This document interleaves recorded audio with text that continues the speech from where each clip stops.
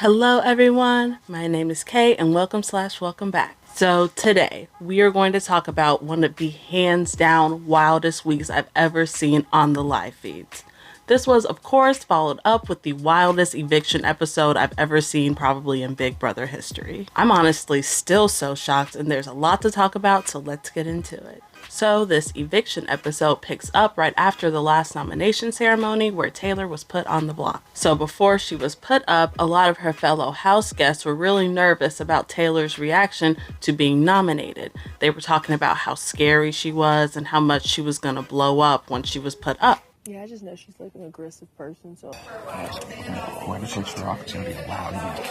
Oh wow, she's gonna lose. There's people who are like very calmly she's somebody who let you fucking know. But as we see on the show, after Taylor is nominated, she pretty much does the opposite. We see Taylor crying, feeling both confused and guilty, and going on an unnecessary apology tour trying to figure out what she did wrong in the house. Spoiler alert, Taylor did nothing wrong. Now, I just want to pause here for a second because, as predicted, the live show didn't really do the best job of accurately explaining why Taylor was put on the block in the first place. I know on the show they really tried to make it seem like the situation between Monte and Paloma and Taylor was the reason that Taylor was put up, but that's actually misleading because Taylor was guaranteed to go on the block before that conversation even took place. I think the Monte situation was probably the easiest and most straightforward reason that CBS could give without showing the controversial stuff. I made a video explaining the full story behind Taylor's treatment. If you want to know more, it'll be linked below.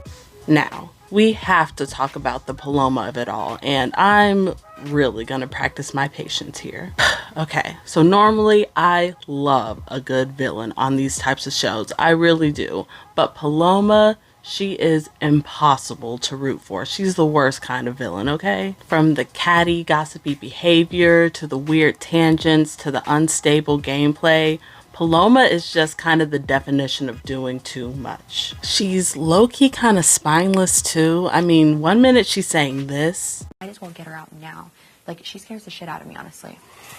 And she scares the shit out of everyone. But then as soon as Taylor comes around, she tells her this. I was so sad. I literally cried.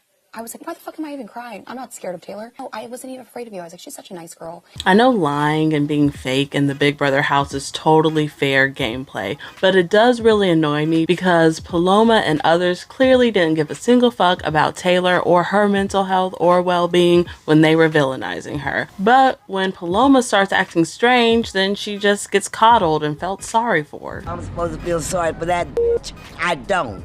Okay, I said I was gonna practice my patience. Let me reel it in.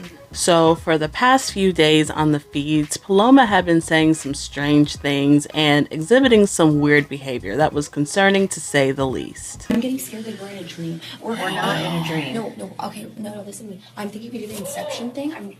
Oh, my microphone. I'm thinking we do the Inception thing. I think we do the Inception thing where we literally, like, get a chair. And this is how much I think we're in a fucking dream. Maybe. No, like, okay, so you're like, this is not a simulation. We're still in Big Brother. You haven't questioned if you're lucid dreaming or Inception in here? No, not in here. Not in here. No, I want to believe this is real. Do you know what you're talking about? You're talking about the metaverse is pissed at us right now. You're talking about the fucking metaverse, and we're about to take down Bitcoin, the fucking metaverse, the whole goddamn world with this experiment, because what you're talking about is the metaverse, and we are a social experiment that probably saved humanity from the fucking metaverse. These weird ramblings combined with Paloma being nearly invisible on the live feeds led some fans to believe that she was no longer in the game. And on eviction night, of course, we got confirmation that Paloma has left the game and will no longer be on the show. This led to the producers canceling the backstage boss twist and the eviction, meaning that nobody was gonna go home. All I'm gonna say is that karma is a bitch. That's all. Paloma was a force to be reckoned with her first few days in the house. She created multiple alliances, was the main character, got her target on the block. I mean, it was one hell of a run, not gonna lie. But that fizzled out as quickly as it started. Freaking Paloma with no power, not even a vote. I mean, walking in, she was one of the most powerless people in the game, but she was still able to mold week 1 and left one hell of a footprint in the game. Oftentimes, the first week of a season can set a precedent for the rest of the game. How the nominees are treated on the block, how the HOH moves around the house and treats others, if there are blind sides or not. I wouldn't be surprised that even though Paloma is gone, her presence will be felt for weeks to come. With Paloma came chaos, mess, and a lot of unstable gameplay, and honestly, I would not be surprised if we continued to see more of that throughout the season. So of course, I'm curious to know, what did you all think of this wild first week in the Big Brother house? And what did you think of Paloma's self-eviction?